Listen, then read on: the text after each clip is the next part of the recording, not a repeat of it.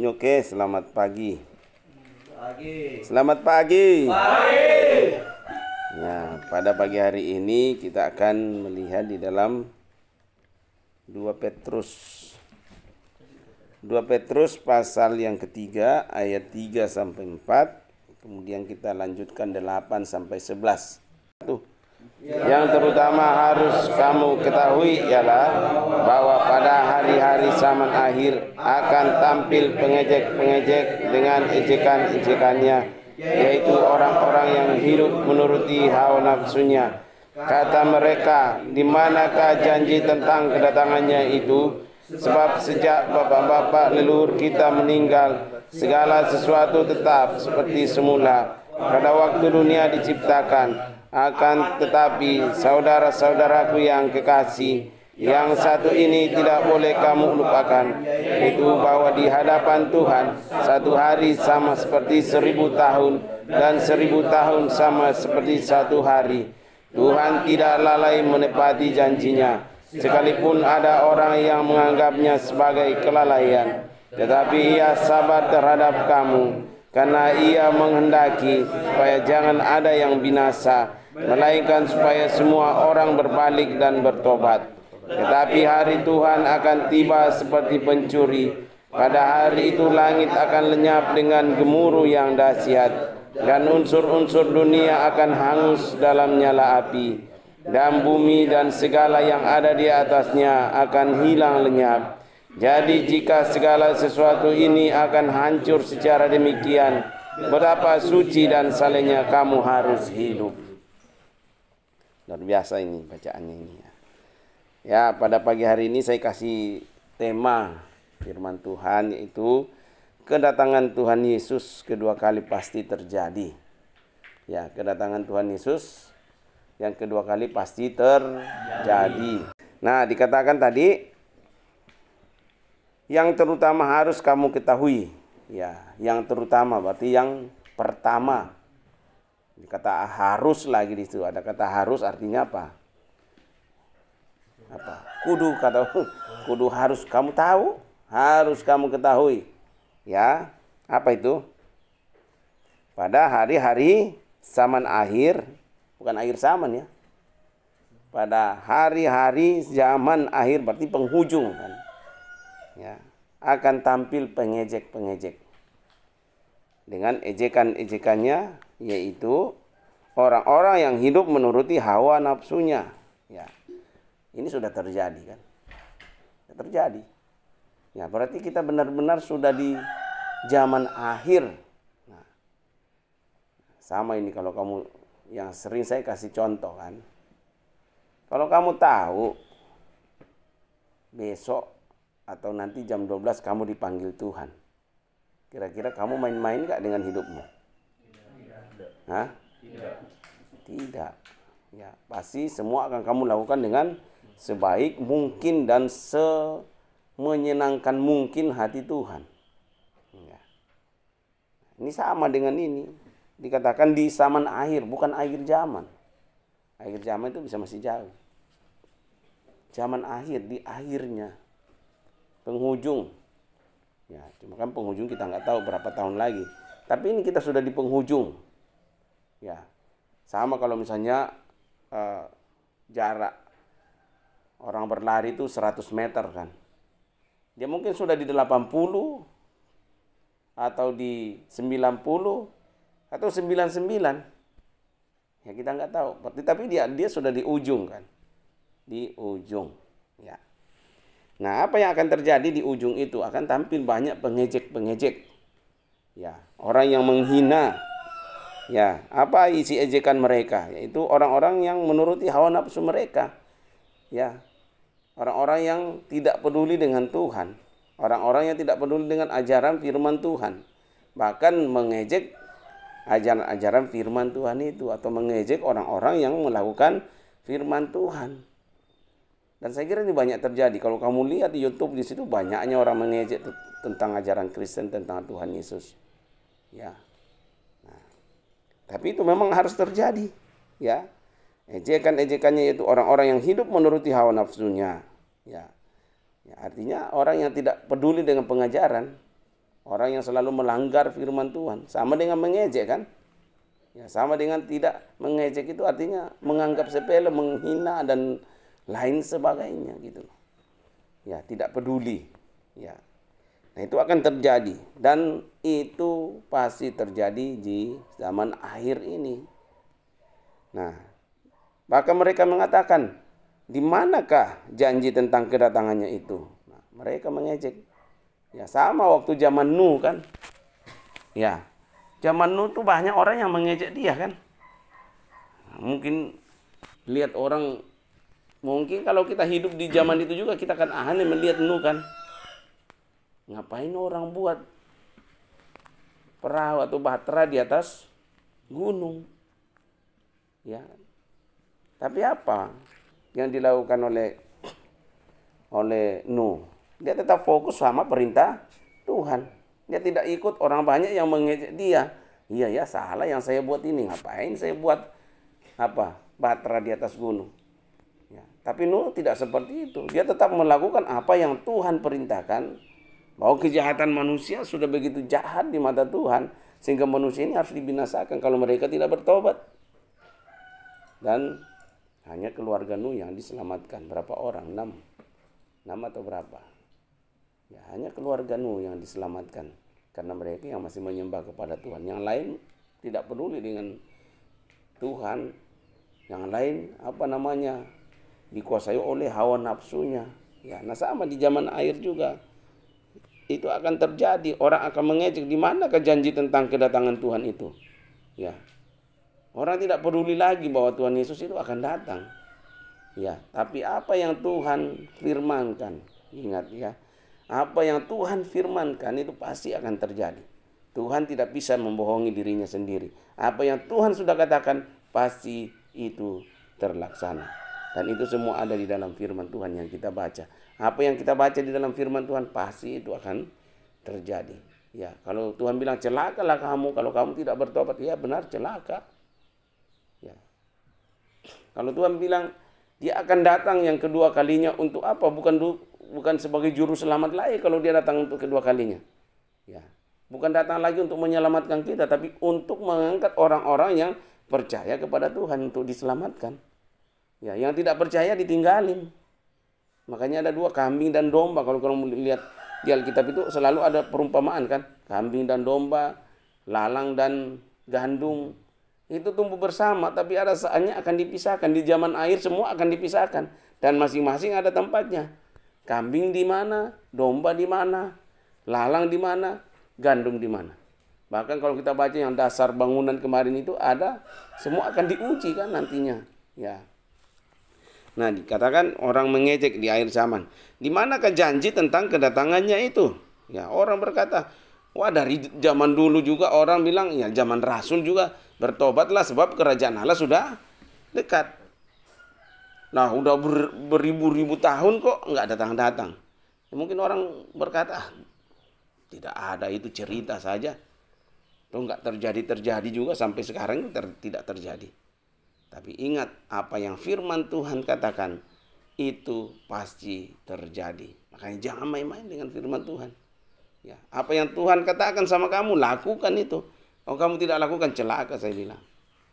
Ya, Andreas agak sini. Jangan cari nyaman ini agak sini. Ya, oke. Nah, dikatakan mereka berkata sejak bapak-bapak leluhur ya. Sejak bapak-bapak leluhur kita meninggal, segala sesuatu tetap seperti semula. Mereka berkata seperti, wah dari dulu juga tetap seperti begitu kok. Ya, banyak yang khotbah tentang kedatangan Tuhan ini, tapi Tuhan nggak datang-datang. Ya, banyak orang zaman sekarang berkata seperti itu, akhirnya berkata itu hanya cerita. Ya, atau buktinya tidak datang-datang. Ya, sebab sejak bapak-bapak leluhur kita meninggal, segala sesuatu tetap seperti semula. Pada waktu dunia diciptakan, akan tetapi saudara-saudara yang kekasih, yang satu ini tidak boleh kamu lupakan. Nah ini ya, firman Tuhan katakan, yang satu ini tidak boleh kamu lupakan. Apa yang tidak boleh kita lupakan? Mau lihat di situ.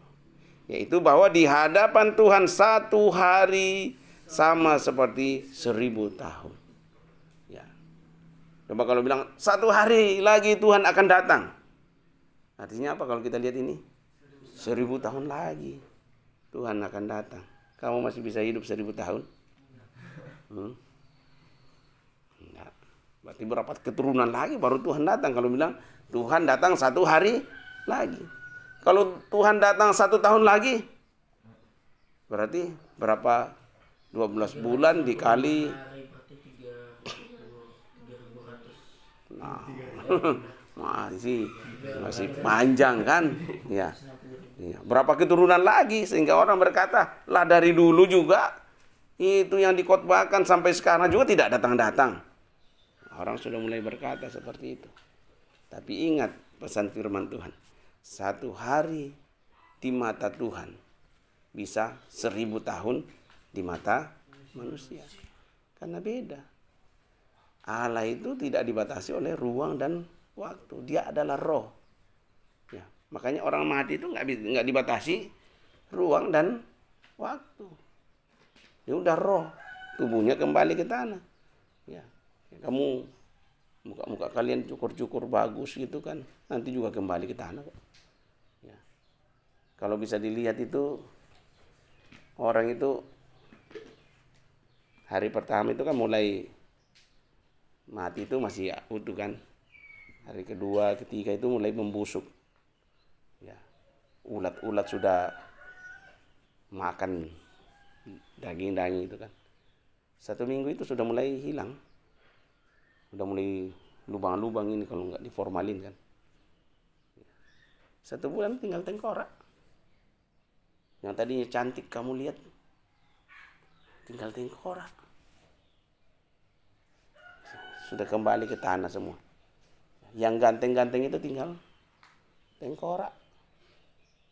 Ya.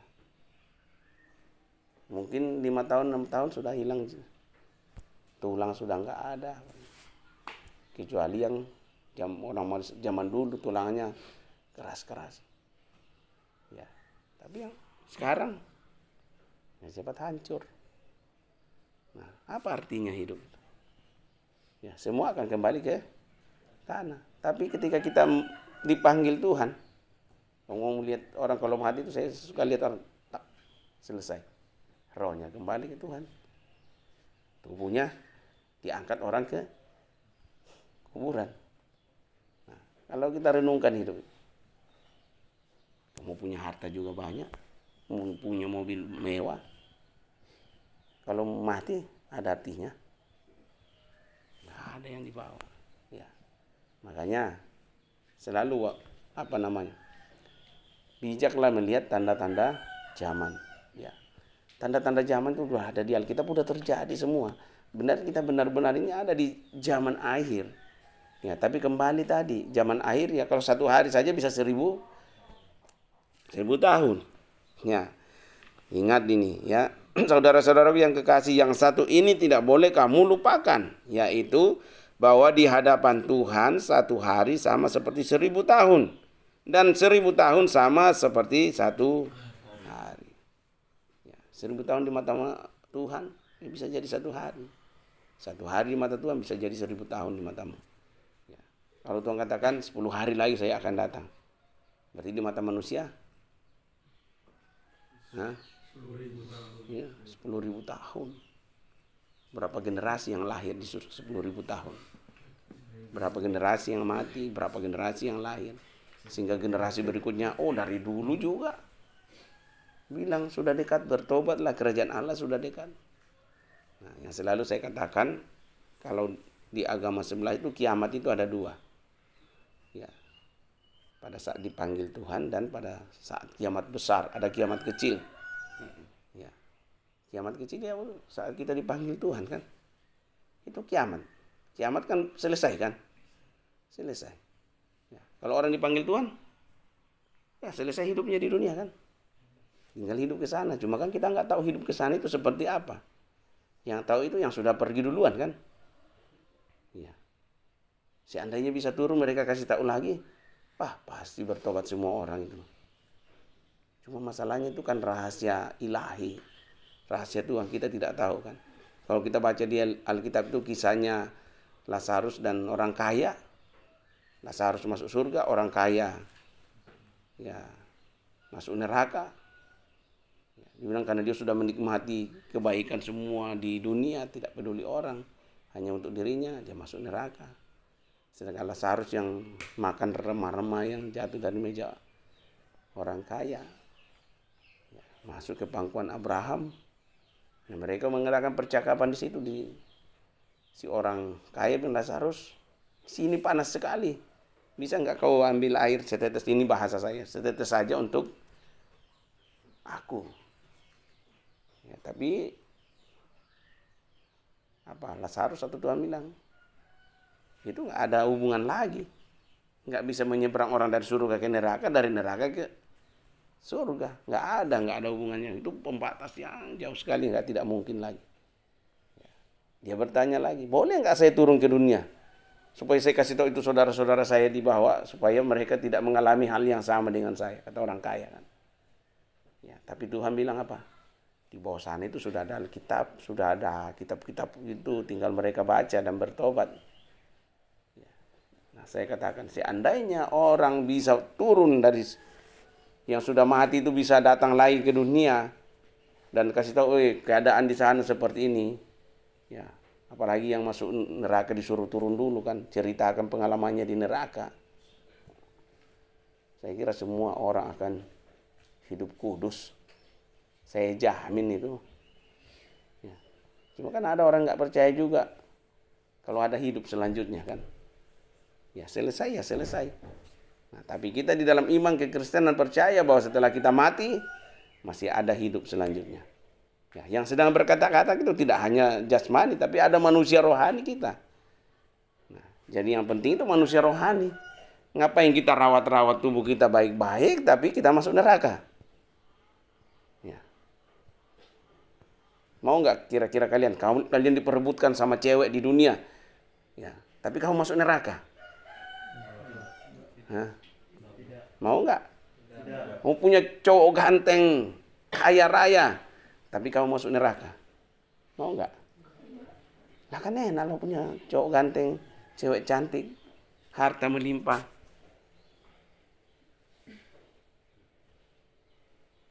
Kamu hidup menderita di dunia tapi masuk surga, mau nggak?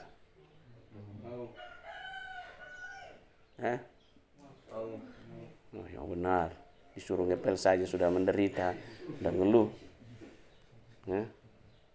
Ya, alangkah baiknya senang di dunia, senang di akhirat. Ya, tinggal gampang, lakukan firman Tuhan. Lakukan firman Tuhan, akan kamu diberkati di dunia, kamu akan mendapat tempat juga di surga. Sederhana kan? Ya. Perhatikan di situ ya. Tuhan tidak lalai menepati janjinya, sekalipun ada orang yang menganggapnya sebagai kelalaian. Ya, Tuhan tidak pernah lalai, Tuhan tidak pernah lupa. Tuhan bukan pelupa. Beda dengan manusia. Yang ditanya di mana bibit, tidak tahu. Lupa berarti taruhannya kan. Berarti manusia ini lupa. Tapi Tuhan tidak pernah lupa. Mau beribu-ribu tahun, berjuta-juta tahun, Tuhan tetap ingat perkataannya, ya, dan Tuhan tidak bisa membohongi dirinya. Ya, apa yang Tuhan katakan pasti itu akan terjadi. Ya, nah jadi kembali di sini, Tuhan tidak lalai menepati janjinya, sekalipun ada orang yang menganggapnya sebagai kelalaian, tetapi Ia sabar terhadap kamu karena Ia menghendaki supaya jangan ada yang binasa. Ini poin pentingnya. Tuhan tidak menghendaki manusia itu binasa. Tuhan menghendaki semua manusia diselamatkan. Ya, garis bawahi. Tuhan menghendaki semua manusia ini diselamatkan. Tapi ingat, ada satu oknum yang tidak senang manusia diselamatkan. Siapa itu? Si Etan. Jadi si Etan juga menjalankan misinya, ya, untuk menggoda orang-orang yang sudah di tangan Tuhan. Ya.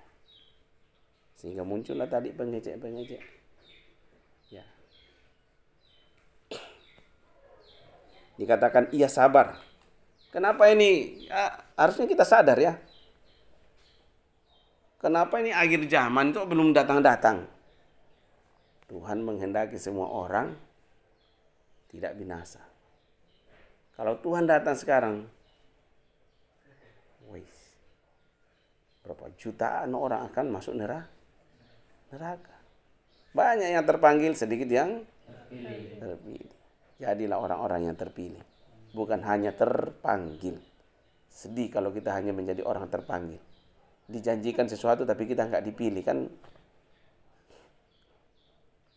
Gimana rasanya kalau kita dijanjikan sesuatu baru kita tidak terpilih? Sedih. Apa? Sakit hati, sedih. Sakit hati. Iya. Iya. Iya. Misalnya kalau kita sudah dipanggil dan kita dibatalkan untuk pergi, gimana rasanya? Kecewa.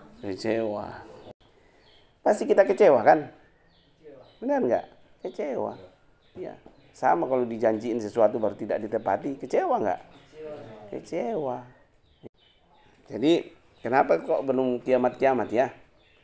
Berarti Tuhan kasih kesempatan kepada setiap kita untuk bertobat. Kembali ke sini ya. Jangan ada yang binasa melainkan supaya semua orang berbalik dan bertobat. Nah, jadi kita hanya melihat kenapa dari dulu kok sampai sekarang belum datang-datang itu Tuhan Yesus yang kedua kali. Ya. Anggaplah kita sedang dikasih kesempatan untuk berbalik dari cara hidup kita yang sia-sia, untuk bertobat. Ya, supaya ketika hari itu datang, kita siap untuk diangkat. Kita masuk bersama dengan Tuhan. Ya. Jadi, tetapi hari Tuhan akan tiba seperti pencuri. Ya. Tetapi hari Tuhan akan datang atau tiba seperti pencuri pada malam hari itu. Pada hari itu, ingat ini gamblang sekali ya. Artinya sudah jelas di firman Tuhan katakan ya.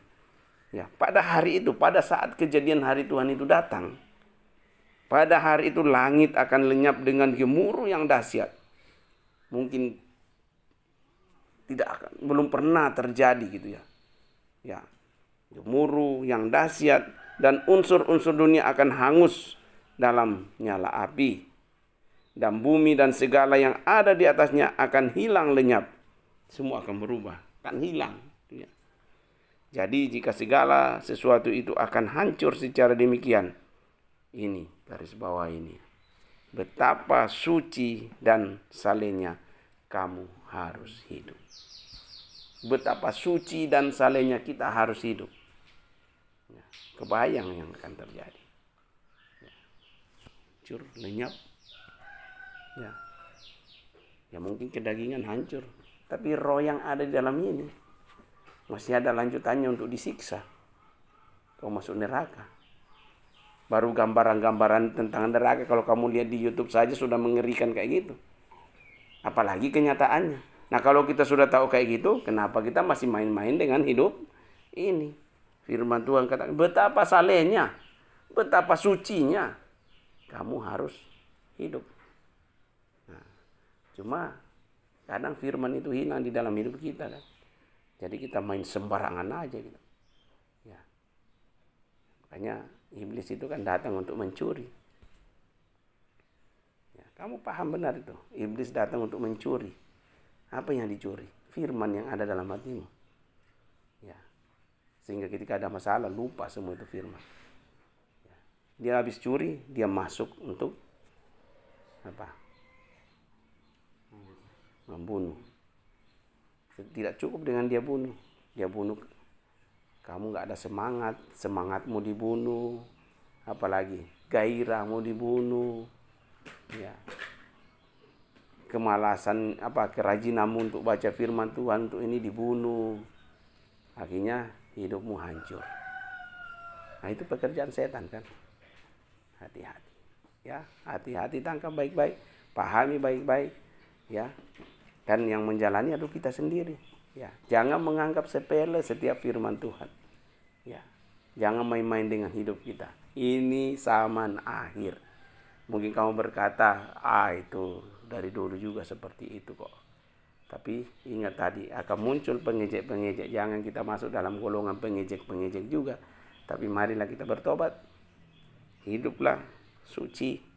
Hiduplah saleh di hadapan Tuhan. Ya, berat. Ya, makanya jadi orang Kristen itu mudah nggak? Nggak mudah.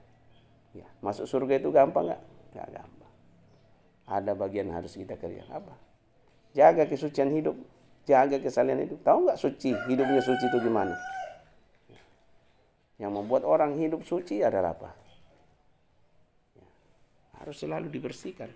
Ya, harus selalu dibersihkan. Seperti pohon anggur itu. Walaupun kamu sudah berbuah, harus terus dibersihkan supaya semakin banyak buahnya. Ya, kamu jadi orang Kristen apa buah-buah roh yang kamu hasilkan? Buah roh itu apa? Kasih, sukacita, damai sejahtera, kebaikan, kemurahan, kelemah lembutan, kesabaran, penguasaan diri, dan apalagi itu 9 buah roh. Ya, kita hasilkan terus dalam hidup ini. Yang bisa menghasilkan ya orang-orang yang tadi, ya apa namanya, suci hatinya, bersih, suci, bersih. Ya, pakaian juga kalau kotor diapain supaya bersih? Ya dicuci. Ya, dicuci sering-sering gitu kan. Ya, hati kita juga dicuci, dibersihin dari kotoran-kotoran iri hati, kedengkian. Dikatakan semua itu buanglah semua itu kan. Matikanlah dalam dirimu. Ya, supaya kita bisa hidup suci. Oke, sekali lagi apa yang firman Tuhan katakan pasti itu akan terjadi. Ya, kedatangan Tuhan Yesus yang kedua kali itu pasti terjadi. Dan kita sudah ada di penghujung. Ya, kita ada di putaran terakhir. Ya, putaran terakhir. Tugas kita sekarang berjaga-jaga. Ya, tugas kita adalah berjaga-jaga. Jaga seluruh hati kita, pikiran kita. Ya, sehingga apa yang keluar tuh hal-hal yang berkenan di hadapan Tuhan. Ya, karena kedatangan Tuhan tidak tahu kita. Kalau Tuhan masih kasih napas hidup hari ini, berarti kita harus menjadi berkat, memberi buah, menghasilkan buah-buah. Ya, tugas kita adalah berjaga-jaga. Jangan sampai ketika hari itu datang, kita didapati dalam keadaan berdosa. Ya. Oke, saya kira demikian. Tuhan Yesus memberkati kita semua. Mari kita berdoa.